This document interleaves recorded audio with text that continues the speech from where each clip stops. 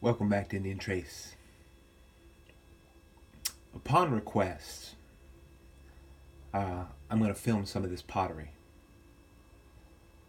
Trying to get as close as I can, stabilizing if I can on some of the patterns, to show the signature of so many different lifeways. Groups of Indians that came into an area and then left, then generations have passed down. Because this pottery comes from maybe about 5 sites, 6 sites, so there are only that many that produce. That is, sites that produce it around here. But you can see with this natural light and great gradients of texture and style.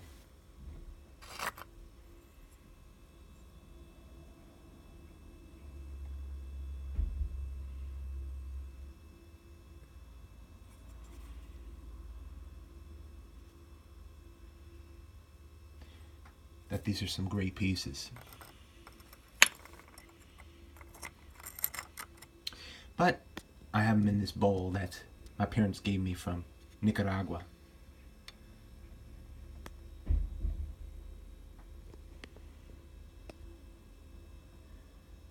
And I had one individual write me a note and say, I really want to see some of that pottery close up. And it's unbelievable to me because it all has the personal signature of the person who made it. Now I figured if I lived in a village, or if I was the one to make pottery, and I really believe and feel that pottery is the feminine expression of that site or the village. Much of this clay, as you can see, pressed into the baskets that they weaved, and then the baskets placed into the fire. The clay keeping its form and curing, while the baskets just burned away. What a great theory. It could be absolutely true, and it could absolutely work that way. For some of this stuff being made, which would be an answer for a lot of the patterns on it. But then there's a lot of it that looks very specifically like it was rolled with maize. Like this.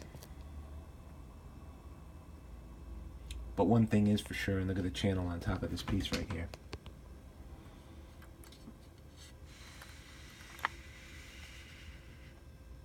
From the clay pot. One thing is for sure, if you lived in a certain area, it stands to reason that, if you had a friend or girlfriend or whatever it is, a mother, an aunt, who was making pottery in a certain style, in a certain way, and you liked it, you'd probably start to do it the same way. Or if they said this is the best way to do it, you probably wouldn't question the master. Look at this rim. Now, a lot of this pottery does come from the clay pot, but a lot of it comes from Sand Hill, and a lot of it comes from the Cascade. But those are the only 3 sites. Now, the pottery puts out the biggest pieces, these biggest pieces of pottery that I found. Of course, that's why I call it clay pot. But I said, in a slow time, I can easily put up the video that was requested to show the real close-up of some of these patterns. It's just a multiplication of different personalities.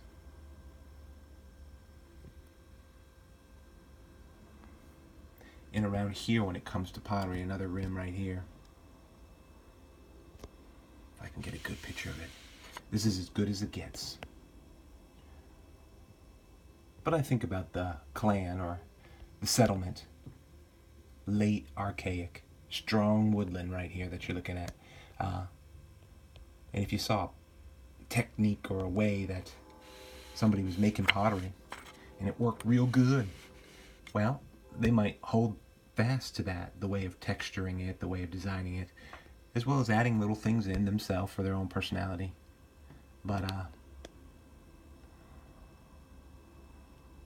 of course, just like we are creatures of habit, we'd look at a thing and say, man, that's a great way to do it. I'm going to do it that way. Did you know that 8 people today will change the way they do something based on what they've seen you do? Scientific fact. Fact of sociology. 8 people today. Anyway, that's a good show of it. I think he'll like that. He has an absolute love for pottery, and well worth having. But this is as close as I can get, trying to keep my focus good on it. This is a rim piece. It's really cool.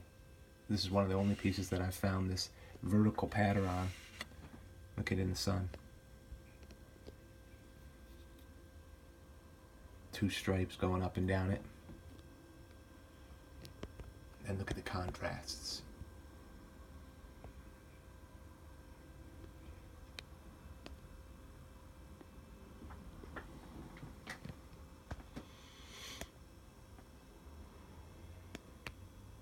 This individual specifically asked about the pottery.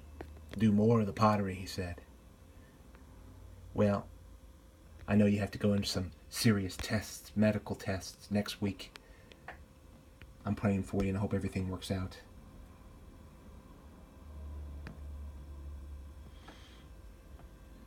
God is faithful. From Indian Trace to everybody out there.